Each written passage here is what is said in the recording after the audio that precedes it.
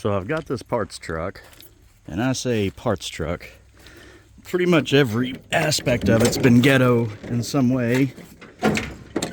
So the first thing's gonna have to happen here is we're gonna get rid of this 12 valve Cummins, if we can see it,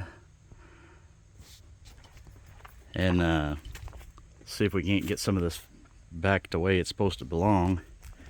Now the 12 valve Cummins runs, it does kind of pull it, not exactly hooked up in any kind of functional way, but it just so happens that I've got some stuff for it. So the interior's pretty much a total loss. This was obviously just a parts truck that was in the scrapyard in a nutshell. Which it was a Monroe truck, so it originally had power windows and locks and all that stuff, but somebody made sure of it that none of the good stuff that it should have had was in here. So it has a kind of a homemade bed on it. I don't know if it's actually manufactured or not, but it's not great. Been pretty much mashed in every direction. But I do have some plans to get this thing back whipped into shape. Every bit of paint, everything that could be functional pieces, like the air rod's been undone, and so basically starting with a pile of parts, and not much left or functional here. It's got a school bus Allison transmission in it, the 500 series that nobody likes. Looks like all the wiring has been kind of tweakered and pretty ghetto. You gotta be careful about touching anything together because it'll start shooting sparks and doing some silly stuff. But it's a shame how much of this is missing. It's gonna be kind of a almost start from scratch project. But I do have a frame.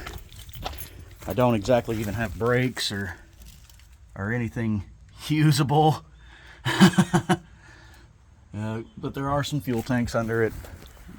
We do have the base for a body, and I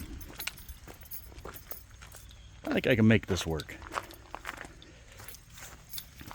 But the first step's going to be, obviously, we're going to start de-ghettoing.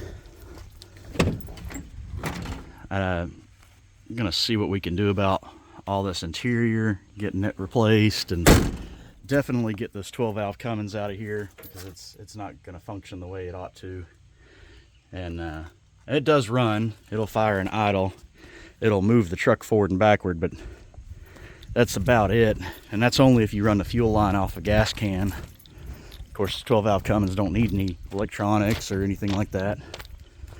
So, first steps first, I think we're going to pull the Duramax out of the Escalade.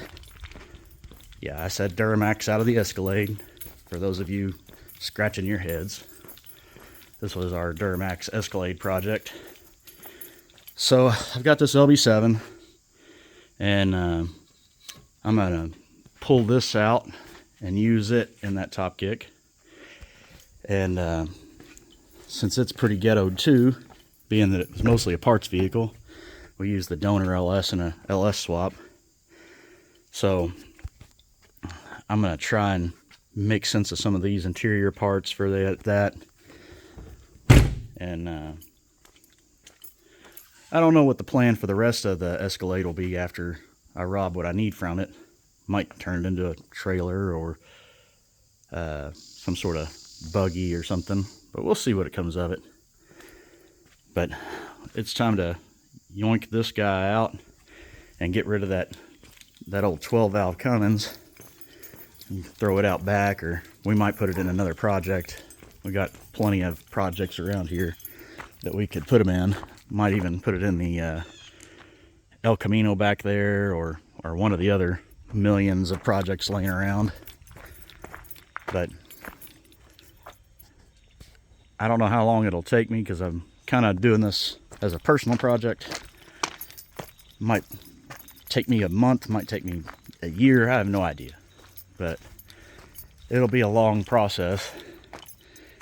And I know I'm having trouble finding some of the basic things, like they got rid of the motor mounts and stuff that was in here and just kind of set it in. There's no anchoring to it or anything, so it shouldn't be hard to get this one out. It'll just be hard to get the Duramax set in the way it belonged. So yeah, we're gonna Duramax swap the GMC Topkick that should have had a Duramax in it, being that it was a C4500 Duramax. And we're going to do that by taking the Escalade Duramax, which would have been originally a 6.0, and see if we can't make one good ride out of this thing. Anyway, stay tuned for what all comes of it, and hopefully we'll have us a nice highway hauler, all said and done, and typical White Lab style, go big or go home. It'll probably end up out of control, as most of our personal stuff does. So this is kind of step one on this thing, and hopefully we'll get somewhere with it. I'm kind of excited about this project. I've wanted to build one of these for a while, and got plenty of room to get creative with audio and plenty of room underneath to do some fun stuff. So here we are, starting out.